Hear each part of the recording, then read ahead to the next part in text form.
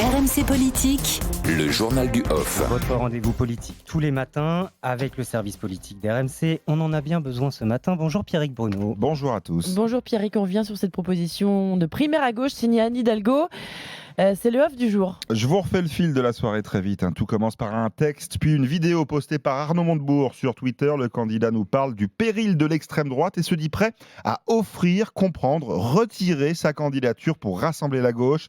20h sur le plateau de TF1, Anne Hidalgo va plus loin. Il faut organiser une primaire de la gauche, une primaire ouverte, dit-elle. Comment a été reçue cette proposition par ses concurrents à gauche ? Un accueil plutôt froid, voire glacial. On va commencer par les Insoumis. Jean-Luc Mélenchon était occupé à répondre aux questions des Français sur Twitch pendant ce temps-là, mais ses proches ont rapidement fait savoir que c'était plutôt non. Il faudrait déjà avoir un programme commun. Chez Fabien Roussel, le communiste, c'est non aussi. Nous avons un candidat qui ira jusqu'au bout, fait savoir l'un de ses proches. Et puis chez les écolos, pas question non plus. On a déjà eu notre primaire, rappelle un proche de Sandrine Rousseau. C'est trop tard. Même Arnaud Montebourg semblait un peu refroidi en fin de soirée. Je ne participerai pas tout seul à une primaire avec Anne Hidalgo. Tout ça pour ça, quelle mouche a piqué Anne Hidalgo ? Là encore, ses adversaires à gauche sont unanimes. Ça sent le coup tactique, commente une proche de Yannick Jadot.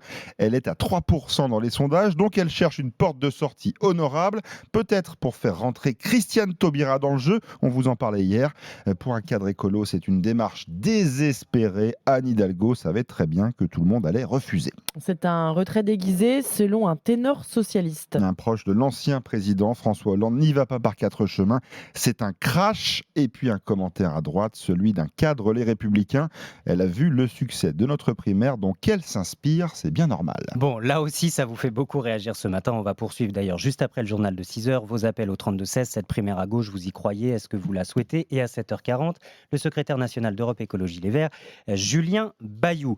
En attendant, revenons sur ce sondage Elab, Pierrick, qui donne Pécresse gagnante face à Emmanuel Macron au second tour. Un autre enseignement de ce sondage est un peu passé inaperçu.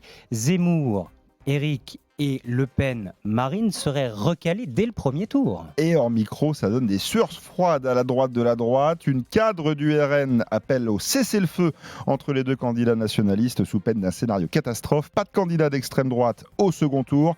Un partisan de Marine Le Pen nous raconte qu'il tente de faire tant bien que mal l'intermédiaire entre les proches d'Éric Zemmour et de Marine Le Pen. Il va falloir qu'ils se comportent comme des adultes. Si chacun fait la course en solitaire et qu'aucun des deux ne se qualifie, ça pourrait être fatal à tout le monde. Et pendant ce temps-là, Emmanuel Macron, pas encore candidat sur le terrain, il veut rester au-dessus de la mêlée. Dans le Cher mardi, dans l'Allier hier, et pas question de parler des sondages, pas question de commenter le feuilleton de la gauche, et pas question non plus d'annoncer sa candidature, en tout cas pas pour l'instant. Le président de la République veut montrer qu'il est aux commandes et au contact des Français, et ce qu'Emmanuel Macron a retenu de ces 2 jours de déplacement, eh bien, c'est qu'ils sont au bout du rouleau, ces Français. Ils en ont marre du Covid, a constaté assez lucide le président. L'Élysée prévoit de réitérer ce type de déplacement en semaine et peut-être même le week-end. Et puis un dernier mot important pour vous dire d'aller jeter une oreille au tout dernier épisode du podcast du service politique d'RMC. Ouais, il est tout chaud, ça s'appelle Coulisses, à retrouver sur le site et l'appli de RMC. Épisode consacré cette semaine au meeting très mouvementé d'Éric Zemmour dimanche dernier. Merci beaucoup Pierrick Bonneau, 5h49.